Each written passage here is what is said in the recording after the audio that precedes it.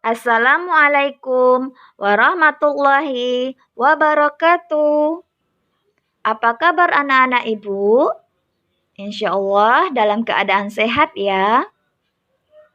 Di video kali ini, kita akan melaksanakan pembelajaran pendidikan agama Islam dan budi pekerti, jarak jauh atau daring. Sebelum melaksanakan pembelajaran, mari kita mulai dengan membaca doa sebelum belajar. A'udzu billahi minasyaitonir rajim. Bismillahirrahmanirrahim. Rabbi zidni ilman warzuqni fahma. Ya Allah, tambahkanlah kepadaku ilmu dan berilah aku karunia untuk dapat memahaminya. Amin.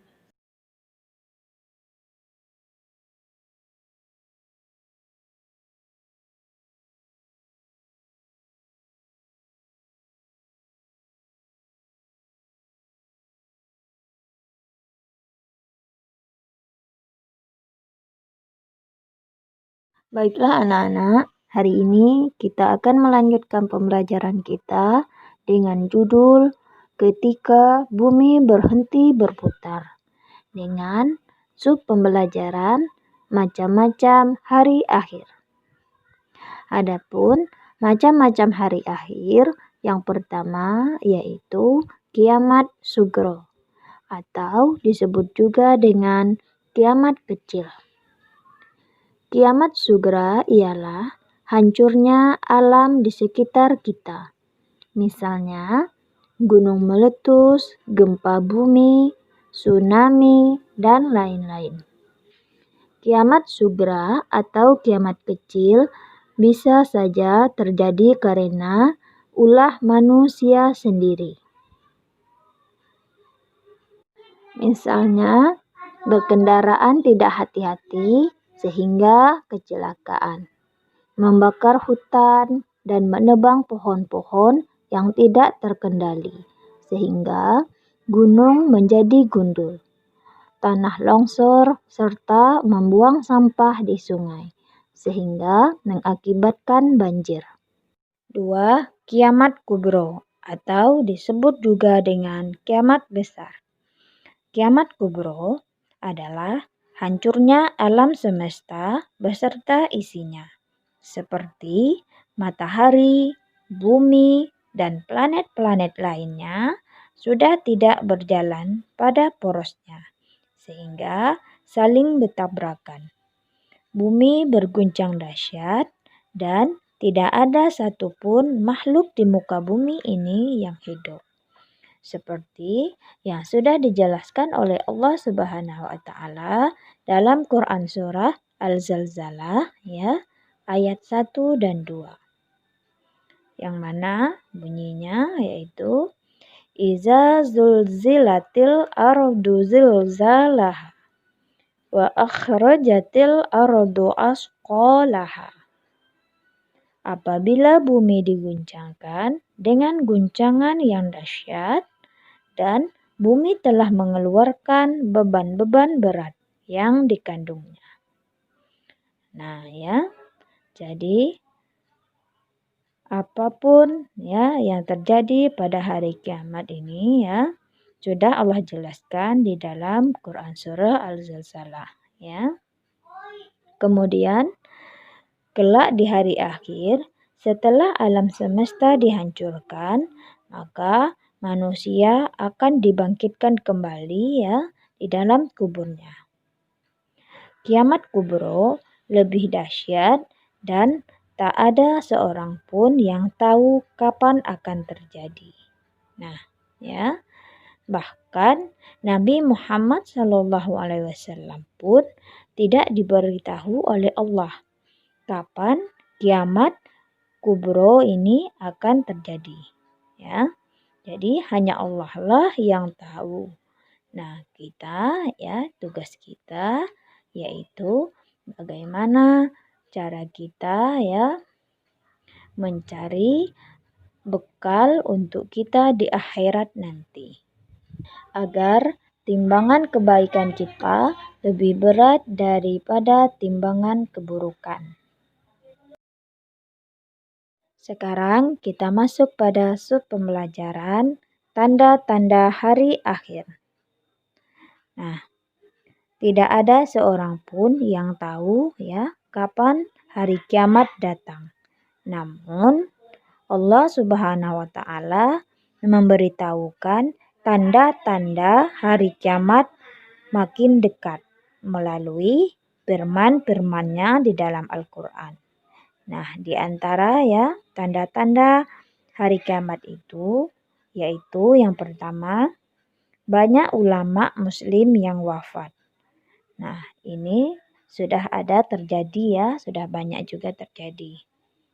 2, ilmu agama dianggap tidak penting. Nah, ini juga sudah ada terjadi ya. 3, maksiat makin terang-terangan dan kejahatan di muka bumi makin merajalela. 4, banyak laki-laki yang perilakunya menyerupai perempuan atau sebaliknya, perempuan berperilaku seperti laki-laki. 5, banyak perperangan dan kerusuhan di muka bumi ini. 6, minuman keras dan barang terlarang seperti narkoba bebas beredar sehingga menimbulkan tindakan kriminalitas dan merajalela. 7, munculnya orang-orang yang mengaku sebagai nabi dan rasul. Nah, ya, ada 7 di antara tanda-tanda kiamat itu, ya. Kemudian kita masuk pada sub pembelajaran hikmah mempercayai hari akhir.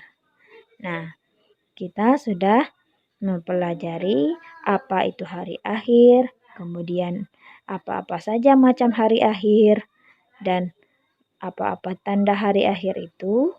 Nah, sekarang kita mempelajari apa sih hikmah jika kita mempercayai adanya hari akhir. Nah, yaitu ya, di antaranya yang pertama, kita bertambah yakin dengan kebesaran dan kekuasaan Allah. 2, kita bertambah semangat mengerjakan amal kebaikan. 3, kita menghindari perbuatan yang dilarang oleh Allah seperti berkelahi, menggunakan obat-obat terlarang atau narkoba, minum minuman keras, mencuri, menfitnah, dan sebagainya. 4, bersikap jujur, disiplin, dan bertanggung jawab dalam melakukan pekerjaan. 5, selalu waspada dan menjaga lingkungan sekitar rumah atau sekolah. 6, tidak menunda-nunda melakukan amal kebaikan seperti melakukan sholat 5 waktu, mengerjakan PR, dan sebagainya. Nah, itulah ya tadi hikmah jika kita mempercayai hari akhir. Ya, maksud dari hikmah itu yaitu dampak yang positif. Dampak yang positif yang kita dapatkan ya ketika kita mempercayai. Untuk mengevaluasi materi hari ini, silakan kerjakan soal yang ada di halaman 21. Ya, ada soal B dan soal yang C. Nah, soal yang bagian B itu ada 5 soal ya. Yang pertama, jelaskan arti hari kiamat. 2, jelaskan 4 contoh kiamat segera. 3, jelaskan 4 tanda akan datangnya hari kiamat. 4, jelaskan 4 hikmah mempercayai hari kiamat. 5, jelaskan 4 perbedaan kiamat sugra dan kiamat kubra. Nah, kemudian ya, soal yang C, tanggapilah pertanyaan-pertanyaan di bawah ini dengan jujur dan penuh tanggung jawab dengan cara memberi tanda checklist. Ada 5 soal juga ya. Nah, soal yang pertama, saya yakin bahwa hari kiamat akan datang. Nah, pernyataannya, apakah kalian setuju atau kurang setuju, dan apakah kalian tidak setuju? Pernyataan kedua, saya yakin bencana tsunami dan gunung meletus atas izin Allah Subhanahu wa Ta'ala. Silakan dipilih jawabannya. 3. Saya percaya bahwa setiap amal perbuatan manusia akan diminta pertanggungjawabannya di akhirat. Pernyataan keempat, saya percaya bahwa penjelasan Al-Quran tentang hari kiamat adalah benar. Pernyataan yang kelima, saya segera melakukan segala perbuatan baik.